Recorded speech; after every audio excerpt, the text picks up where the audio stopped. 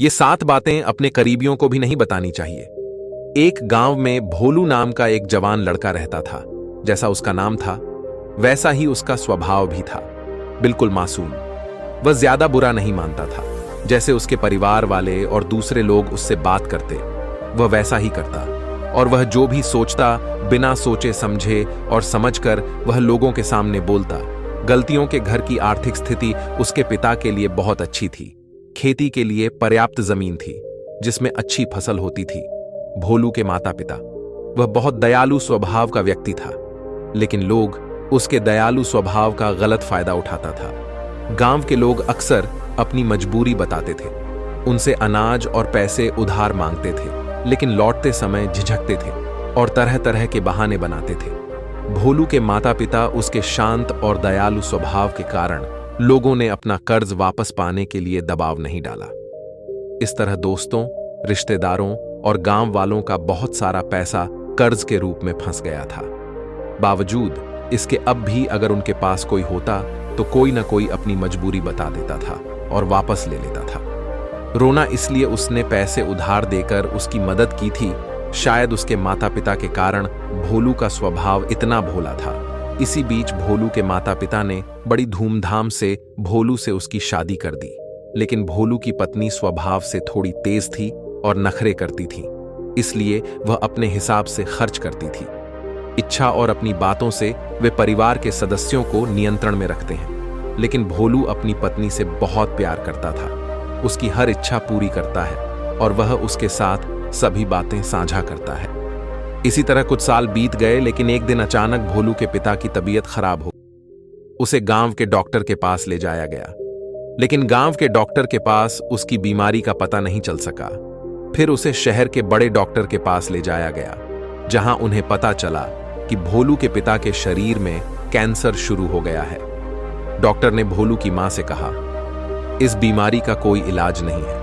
वैसे भी क्योंकि बीमारी अभी शुरुआत में है, इसलिए अगर इलाज सही ढंग से किया जाए तो संभावना है कि मरीज को बचाया जा सकता है, लेकिन इस इलाज में समय और पैसा दोनों की बड़ी मात्रा में जरूरत होती है।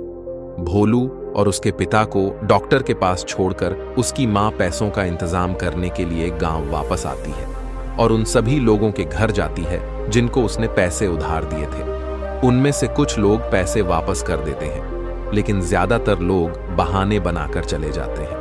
मामले को टाल दें, इसलिए भोलू की मां गांव के सर्राफ से ब्याज पर पैसे लेकर वापस शहर आ गई और अपने पति का इलाज शुरू करा दिया। लेकिन इलाज बहुत महंगा था और लंबे समय तक चल रहा था, इसलिए ज्यादा पैसे उधार लेने की बजाय साहूकार से भोलू और उसकी मां ने मेरे कुछ खेत बेचने का फैसला किया और उसके कुछ खेत गांव के सर्राफ भी बेच दी। लेकिन इतना लंबा इलाज कराने के बाद भी भोलू के पिता की तबीयत ठीक नहीं हो रही थी, क्योंकि उनके इलाज का खर्च लगातार बढ़ रहा था। भोलू की मां गहने और उनके खेत बिकते चले गए। अब उनके पास नाम मात्र के खेत बचे थे, लेकिन दूसरी तरफ भोलू के पिता की तबीयत दिन ब दिन खराब होती जा रही थी। एक दिन भोलू बाजार से कुछ सामान खरीदकर डॉक्टर के घर पहुंचा तो उसने देखा कि उसकी मां अपने पिता का सिर अपनी गोद में रखकर जोर जोर से रो रही थी। भोलू के पिता उसके पिता की मृत्यु के बाद इस दुनिया को छोड़ चुके थे। उसकी मां बहुत दुखी थी। साथ ही उसके परिवार पर गरीबी का पहाड़ टूट पड़ा था, क्योंकि जो कुछ खेत बचे थे भोलू ठीक से नहीं संभाल पाता था। अब तक घर और खेत की सारी जिम्मेदारी अपने पिता ही संभालता था, इसलिए भोलू कोई भी काम ठीक से नहीं कर पाता था। भोलू की पत्नी, जिसे जो चाहे खर्च करने की आदत थी, अब उसके फालतू खर्चे बंद कर दिया, इसलिए अब वह अपनी सास और भोलू से खुश नहीं थी।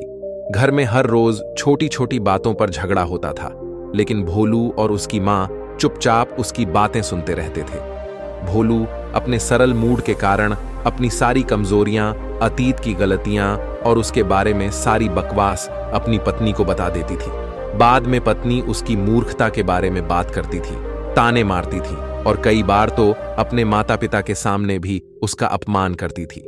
भोलू को लगता था कि अगर वह अपने दोस्तों और रिश्तेदारों से अपनी मजबूरी और दुख की बात करता है तो लोगों को उससे सहानुभूति और मदद मिलेगी, लेकिन लोग उसकी मजबूरी को सुनकर जब उसके सामने होंगे तो वह उसे असहाय कहेगी, लेकिन बाद में उसका मजाक उड़ाएंगे कि कितना मूर्ख व्यक्ति है। उसके पिता भी मूर्ख थे और वह भी मूर्ख है। हमने इसमें कैसे मदद की? यह सन्नी इंसान अपना पैसा कैसे वापस पाए?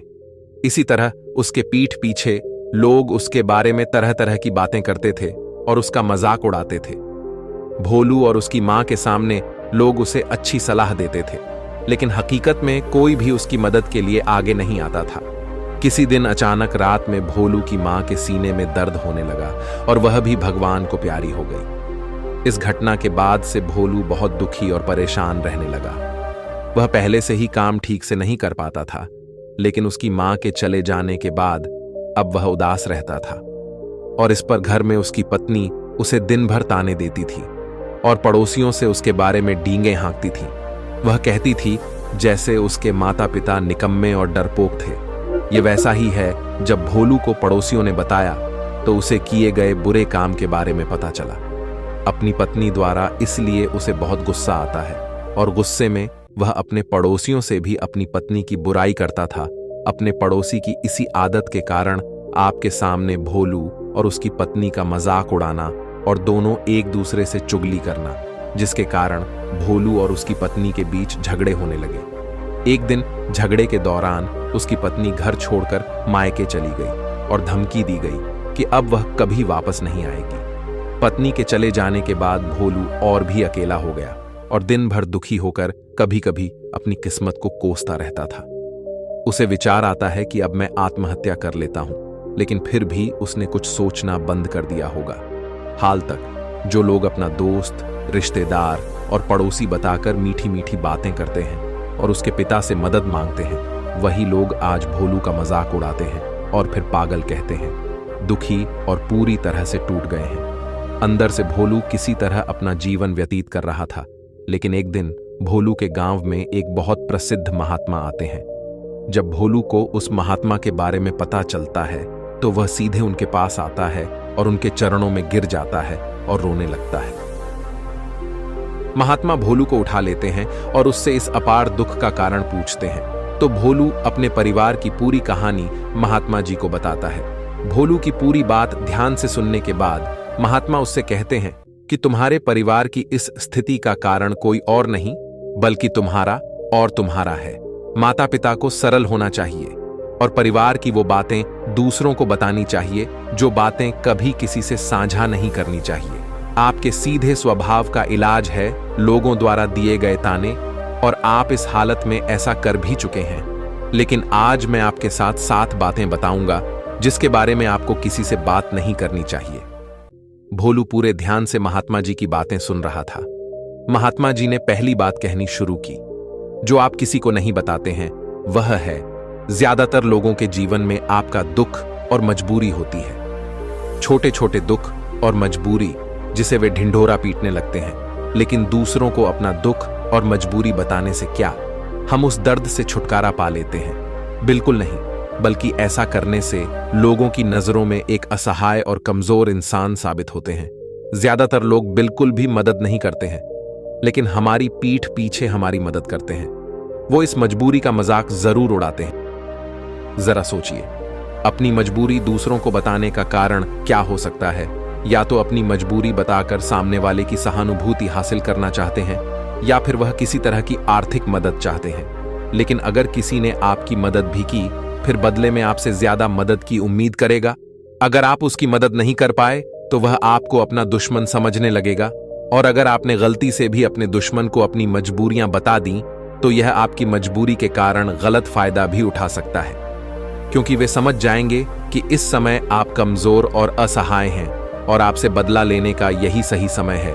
इसलिए अपने दुख और मजबूरी को किसी के साथ साझा न करें और लोगों के स्वभाव को पढ़ना सीखें, क्योंकि यदि आप लोगों के स्वभाव को जानते हैं और इरादे को गहराई से समझना सीखा तो आप खुद को कई परेशानियों से बचा सकते हैं। वैसे दोस्तों, किसी भी व्यक्ति का स्वभाव और उसके इरादे के बारे में समझना काफी आसान हो जाता है अगर हम मानव व्यवहार और मानव मनोविज्ञान पर नजर डालें। यदि आप कुछ नियमों और युक्तियों को जानते हैं और मानव प्रकृति के इन सभी नियमों के बारे में विस्तार से जानने के लिए आप एक किताब पढ़ सकते हैं जिसका नाम है पढ़ें। लोगों को एक किताब पसंद है। हाल ही में मेरे पास हिंदी में यह किताब भी है। महात्मा ने कहा, दूसरी बात, जो आप अन्य लोगों के साथ साझा नहीं करते हैं वह गलतियां हैं। आपका अतीत और भविष्य की योजनाएं। अतीत में हमसे जो भी गलती हुई हो, भले ही वह हमारी मूर्खता के कारण हुई हो या फिर हमें जानबूझकर ऐसा करना पड़ा हो, उन्हें किसी और को नहीं बताना चाहिए, क्योंकि बताने से अतीत की गलतियों को सुधारा नहीं जा सकता। लेकिन ऐसा करने से लोगों की नजरों में निश्चित रूप से उपहास का पात्र बन जाते हैं। हमारी पिछली गलतियों का एहसास होने के बाद लोग हमें संदेह की दृष्टि से देखने लगते हैं और लोगों का हम पर से भरोसा भी कम हो जाता है, और इसी तरह कई मौकों पर लोग हम पर भरोसा करना बंद कर देते हैं, भले ही हम अब वह व्यक्ति नहीं हैं जो उस समय हमने जो गलती की थी। फिर भी हमें अपने अतीत की उस गलती से जोड़कर देखा जाएगा, और यही एक चीज समाज में हमारी छवि खराब कर देती है और एक भरोसेमंद इंसान का रुतबा हमसे छीन लेती है। दूसरी तरफ हमें करना चाहिए, हमारी भविष्य की योजनाओं के बारे में लोगों को नहीं बताया जाता, क्योंकि ऐसा करने से दो बड़े नुकसान होते हैं। पहला, हर किसी के अंदर कहीं ना कहीं खुद को दूसरों के सामने महान साबित करने और अपनी तारीफ सुनने की इच्छा होती है, और यह इच्छा अहंकार के कारण होती है। उनके अंदर तो लगभग हर कोई अपने अहंकार को पूरा करने के लिए बड़े लक्ष्य बनाता है और फिर उन लक्ष्यों को पूरा करने की योजना बनाता है। लेकिन जब वही व्यक्ति अपने लक्ष्य और योजनाएं लोगों को बताने लगता है, तो उसके बड़े लक्ष्य और योजनाओं के बारे में सुनकर लोग उसकी प्रशंसा करने लगते हैं, और आपकी झूठी प्रशंसा सुनकर अहंकार व्यक्ति को ठंडक मिलती है। वही व्यक्ति उसे अपने लक्ष्य को पूरा करने के लिए ऊर्जा दे रहा होता है, उसे ठंडक मिलने लगती है, जिससे व्यक्ति के अंदर अपने लक्ष्य के प्रति वह जुनून नहीं रह जाता जो काम की शुरुआत में था, और इसकी संभावना बढ़ जाती है कई गुना कि व्यक्ति अपना काम करता है, उसे बीच में ही छोड़ दें और उसका लक्ष्य कभी भी पूरा ना हो।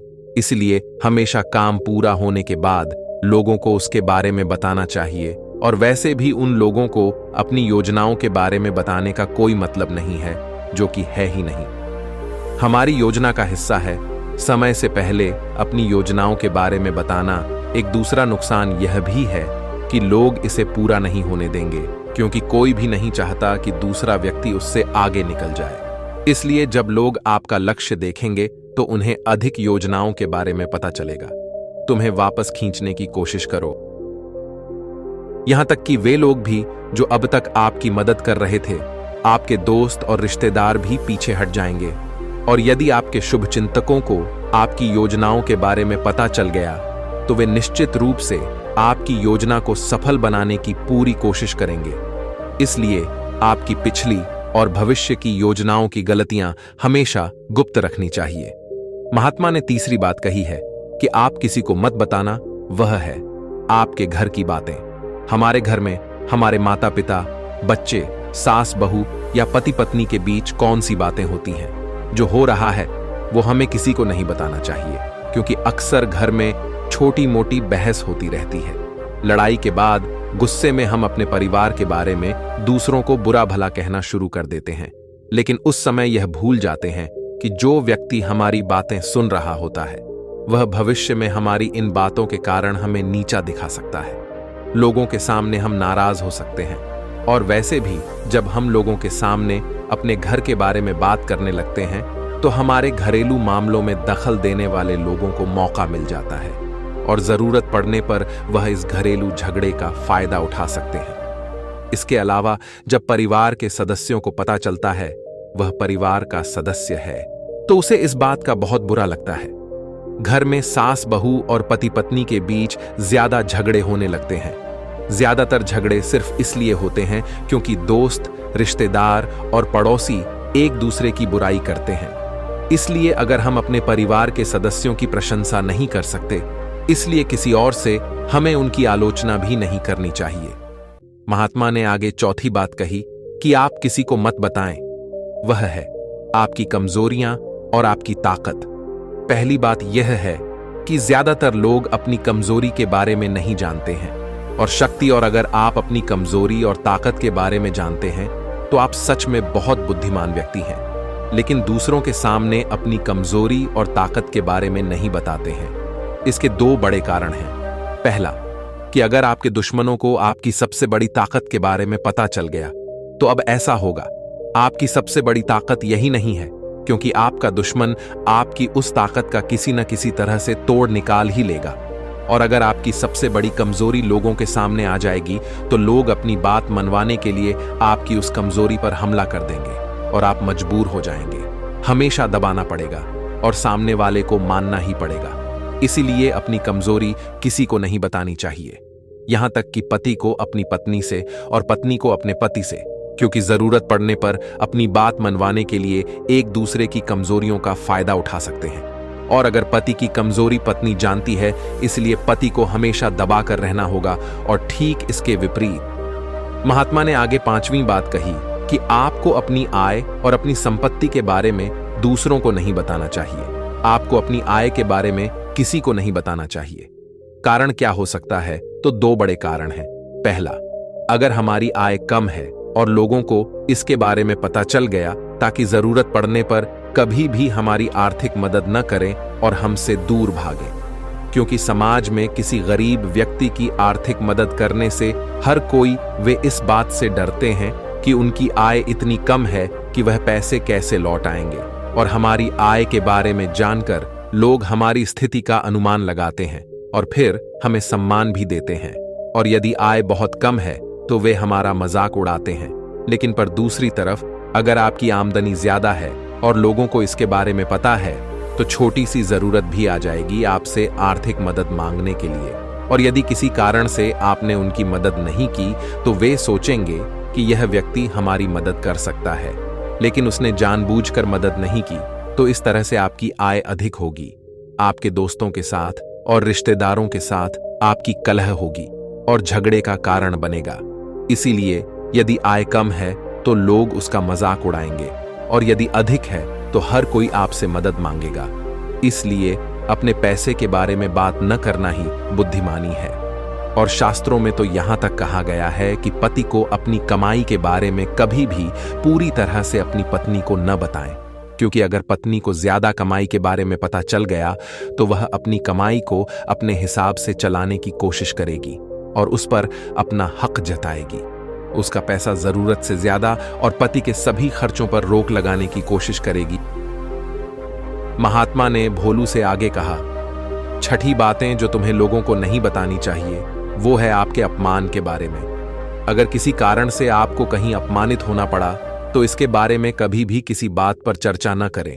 अपनी पत्नी को भी न बताएं, क्योंकि आपकी पत्नी उस समय तो आपके पक्ष में बोलेगी, लेकिन बाद में उस अपमान की बात पर ताना देती रहेगी। और अगर दूसरे लोगों को आपके पिछले अपमान के बारे में पता चल जाए तो वे कभी भी 4 लोगों के सामने बात करके बोलती रहेगी आपके उस अपमान के बारे में जो आपको अपमानित कर सकता है। महात्मा ने आगे कहा, 7वीं और आखिरी बात जो आप दूसरों के साथ साझा नहीं करना चाहते हैं वह है आपका दोस्त और आपके दुश्मन के बारे में। हालांकि ज्यादातर लोगों को इसका कोई मतलब नहीं है कि हमारे दोस्त और दुश्मन कौन है, लेकिन इस जानकारी का गलत इस्तेमाल हमारा बुरा चाहने वालों को उठा सकता है। अगर हमारे दुश्मनों को इस बात का पता चल जाए कि हमारा दोस्त कौन है जो जरूरत पड़ने पर हमारा साथ दे सकता है, तो अपने दोस्तों के साथ अपने रिश्ते को गहरा करके उन्हें हमसे दूर कर सकता है हमारे खिलाफ। और अगर हमारे दोस्तों को यह पता है कि हमारा सबसे बड़ा दुश्मन कौन है, तो अगर भविष्य में बस किसी कारण से हमारा दोस्त हमारा दुश्मन बन जाता है तो हमारा वह पुराना दुश्मन मिलकर हमें बहुत बड़ा नुकसान पहुंचा सकता है। इसलिए अपने दोस्त के बारे में और हर जगह दुश्मन नहीं होना चाहिए, सबके सामने डींगे हाँकना। इतना कहकर महात्मा जी चुप हो गए और भोलू के चेहरे की ओर देखने लगे। भोलू की आंखों में पश्चाताप के आंसू थे। उसे आज पहली बार ऐसा महसूस हुआ कि वह अपनी पत्नी, दोस्तों और गांव वालों को अपनी हर बात बताएगा। एक बात, वह कितनी बड़ी गलती कर रहा है और उसकी अज्ञानता के कारण हर कोई उसे मूर्ख समझता है और उसकी पत्नी उसका सम्मान नहीं करती है और उसे छोड़ दिया है। लेकिन उस दिन भोलू ने महात्मा जी के सामने ही अपने मन में यह निर्णय लिया कि उसके बाद आज वह अपने रहस्य किसी को नहीं बताएंगे, खुद का शोषण नहीं होने देंगे और एक जिम्मेदार और गंभीर इंसान बनने की कोशिश करेंगे।